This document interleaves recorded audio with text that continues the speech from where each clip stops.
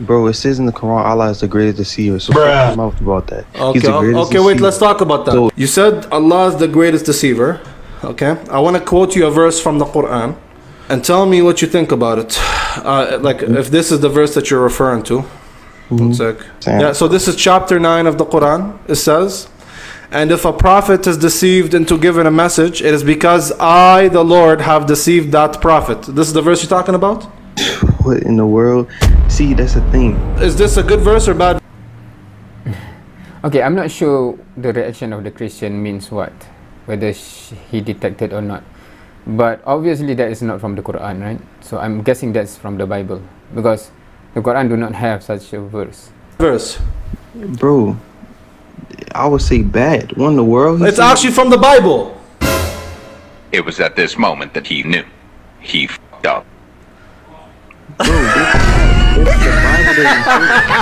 the Bible does not say that. It's from the Ezekiel 14:9. I just read it. 14:9. Read it. Read it. If a prophet is deceived into giving a message, it is because I, the Lord, have deceived that prophet. What? Oh Lord. What happened, man? How you gonna go to my Bible? Yeah. Run away from the question. Okay, we just have that clip here. I'm not sure of the full context of the discussion, right?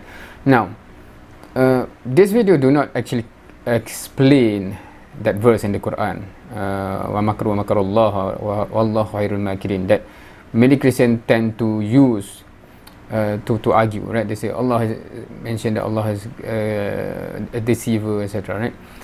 And it is interestingly for me, interestingly, especially when many Christians request me and others, right? When you read the Bible, you should read in context. But then they take that verse and do not bother to see the context, right? So that's funny again to me. So this video is, I think, a approach that I normally never.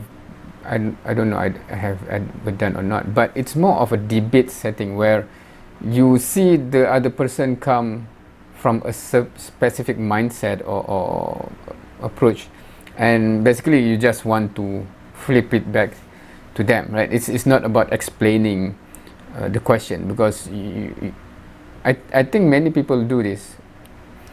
If they assume or they detect that the other person is not even sincere to find what exactly this verse mean, and normally the language kind of give it away. For example, there are some people that honestly, sincerely ask question, right?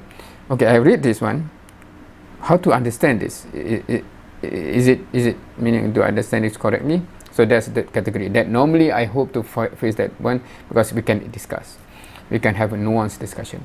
There are people that pretend to ask question, but from the tone you can see that they are just pretending, but they just want to make a case, etc., right?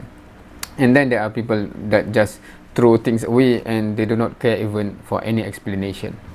So I think for this category of people is where perhaps the best way is just flip it back to them and then put themselves in this the condition that they want to put, quote unquote, their opponent in, right? Because there's no reason, there's no benefit of explaining to them regardless, because they do not want to understand anyway, right?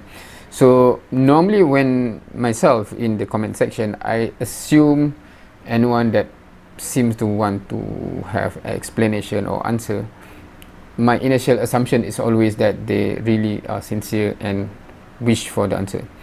But afterwards, even if the explanation is given, etc., they just okay, you explain that one, I can bring something else.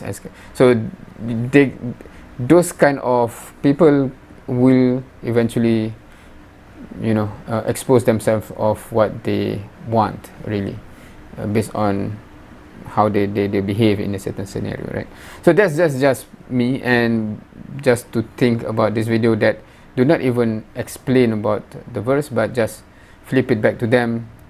What do you think about this verse in the Bible? And when they say that verse is bad, and suddenly but this is in the Bible, right? So anyway, that's all for this one, I think. Thank you for watching. See you next time.